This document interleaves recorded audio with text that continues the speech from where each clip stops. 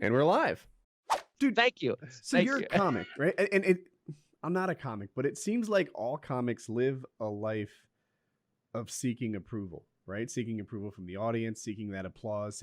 Like, how much does that fuck you up? How much has that changed for you? Like, a desire to get that approval as you've aged? Talk about it. It used to be all the time. I remember I would before I'd go, I was so scared of being on stage. I would shadow box for 30 minutes before I got on stage. Did that help? I don't know, man. But I would do it all the time. And then as I got better at it, that kind of went away. But I had a thing. There was a thing for a long time that if I had a bad set, it would drag me down for 3 or 4 days.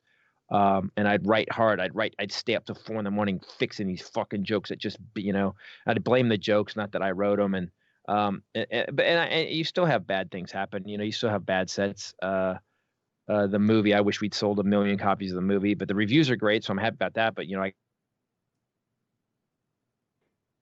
look, guys, you're going to fucking fail. Shit's going to go wrong. It just is. But comedy, sense of approval. Yeah, I think so. Yeah, I did it because I never got approval from anybody in my life.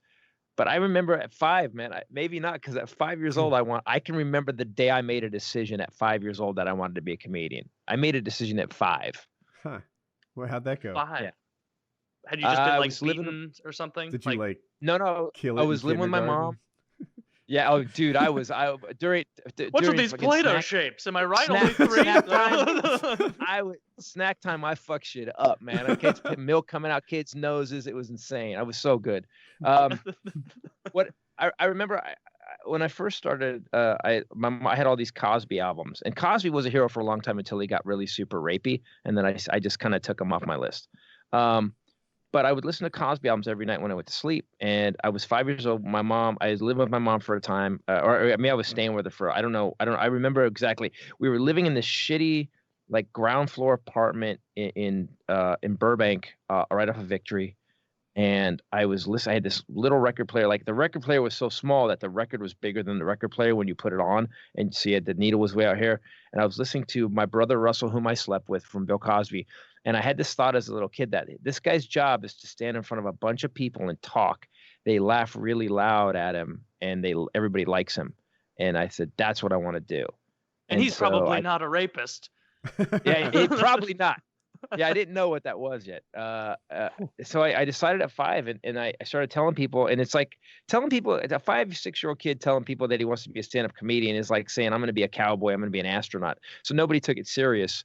And then I just kept doing it. I just kept, I was always trying to be funny. I would come up with jokes in my room and then wait for the perfect moment to say them to my dad's friends. And my dad's friends would always look at me like, what the fuck? Like, where's he coming up with that shit? My dad's like, I don't know. And but I literally I'd be writing bits in my room for my dad's friends. Is that weird? That's weird. I just got how weird that is. It's a little weird, but you were playing to the only audience you had available, Right, exactly. So that's, in comedy. And then, look, no one says you can be a comedian. So I wasn't going to do it. I was going to be a lawyer. And then I did the senior follies at school, and I wrote this bit where I wrote this bit about all the teachers. And then I wrote this bit about how teaching the next senior class how to trash can a freshman. Quote volunteer that we drug on stage. Sorry, we lost you right at trash can a freshman, and I need to get that. Yeah. So basically, it was a bit I wrote called trash can a freshman. It was my senior follies. And we took a quote volunteer, this kid that I knew from school was a freshman. We had hog-tied him, and we had duct taped him, and we drug him on stage at the senior follies, and then step by step put him in a trash can and left his ass on stage. And people, it's funny because I thought people knew that I wanted to be a comedian, but when I got done with that, everybody in school came up to me and go, dude, what the fuck was that? Like, we didn't even know you could do that. That's crazy what you did. And then I barely got out of school with the D's and F's. And I did one. And then my dad and I were getting in fist fights all the time. We were like duking it, and over that summer was one of the worst summers of my life. Me and my dad, he would literally come home and go fuck you. I'd go fuck you, and we were fighting in the kitchen, breaking shit. Had you trained at this point, or that was later? Did I what? Had you trained at that point? That was later. No, I didn't have my black belt yet. No. It was just crazy fighting. And then I moved to my aunt's house, and my Aunt Kathy. Without her, I don't know what I would have done. I was working in a warehouse, and my dad taking my car away after I moved out, and I was riding a 10-speed, like 11 miles each way to work every day. And it was weird because I wanted to do stand up. And there was this in San Francisco, there's the radio station called The Quake, and this guy named Alex Bennett would have comics on all the time, Slayton and stuff. And I would listen every morning. And so what I did was, I think I was only 18 or 19 at the time. And I said, I'm going to go. I had my car, I got my car back. I said, I'm going to go to San Francisco and watch an open mic. Because I didn't want to go, I didn't want to sign up for one because I didn't know, like, what if I suck? What if I'm going to shit the bed at this? So I drove to San Francisco, and I sat in the back of the room, and I just watched an open mic, and about 5 guys in.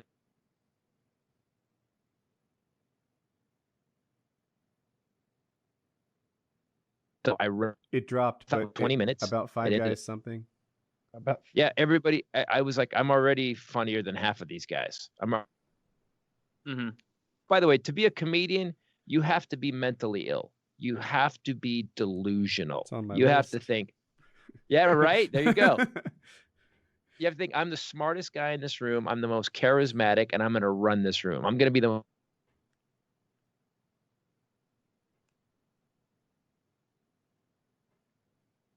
narcissistic disorder.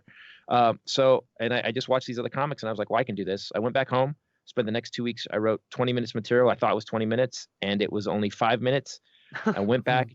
It took me 4 weeks to get on stage.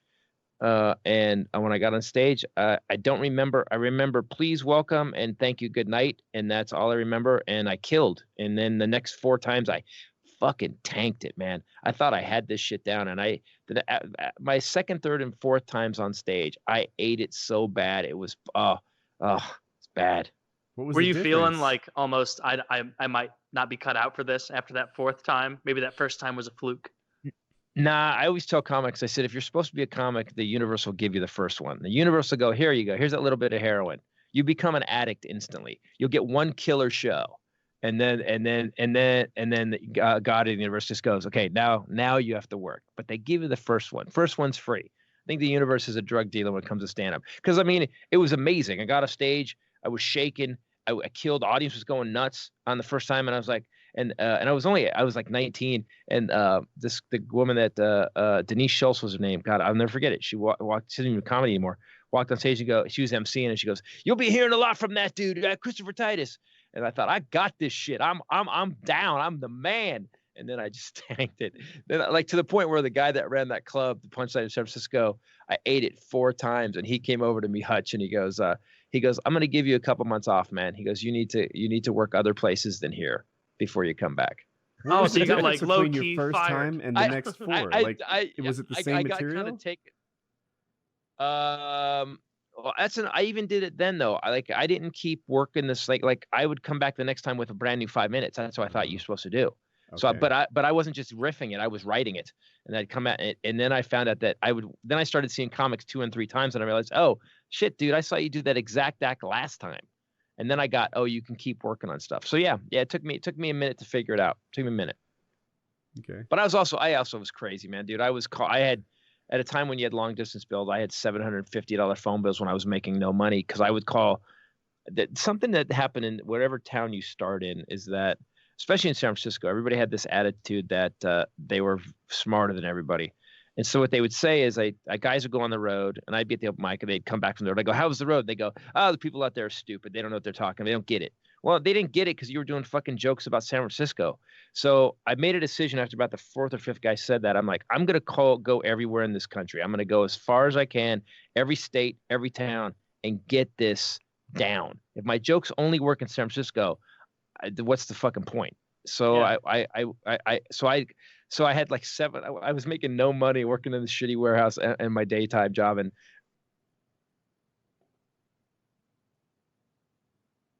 kid you've ever seen, I swear to God. And they're like, shut up. I go, I'll tell you what, I'll fly out there, I'll pay my own travel. If I'm not funny, you don't have to pay me. And they'd be like, all right. And I never not got paid. Nice. Pretty impressive.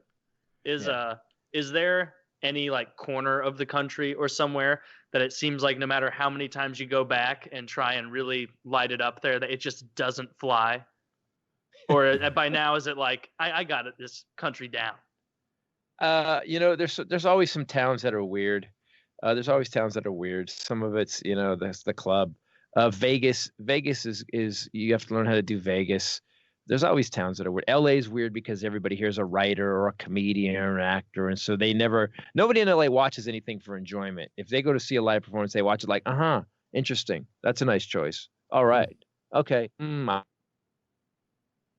LA is thinking 4 or 5 different ways. So LA's not a tough town. It's just LA. You just know what's going to happen when you get on stage in LA.